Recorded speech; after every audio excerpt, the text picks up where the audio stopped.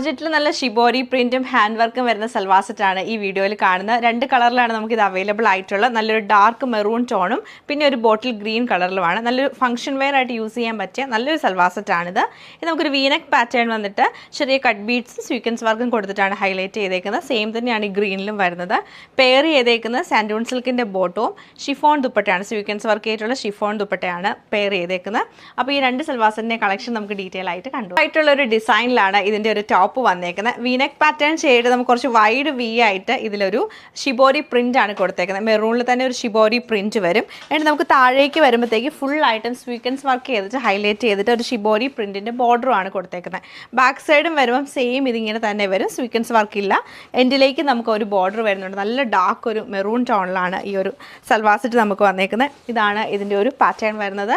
അതുപോലെ തന്നെ ദുപ്പട്ട വരുമ്പോഴത്തേക്ക് മെറൂൺ കളറുള്ള പ്ലെയിൻ ഷിഫോൺ ദുപ്പട്ടയിൽ ഫുള്ളായിട്ടും സ്വീക്വൻസ് വർക്കും സൈഡിൽ നല്ല രസമായിട്ടുള്ള തിന്നായിട്ടുള്ള ഒരു നെറ്റിൻ്റെ ലേസും കൊടുത്തിട്ടാണ് ഹൈലൈറ്റ് ചെയ്തേക്കുന്നത്. ഇങ്ങനെയാണ് ഇതിൻ്റെ പാറ്റേൺ വരുന്നത്. അതുപോലെ തന്നെ ബോട്ടം വരുമ്പോഴത്തേക്ക് സാൻഡൂൺ സിൽക്കിൻ്റെ ബോട്ടമാണ് പെയർ ചെയ്തേക്കുന്നത്.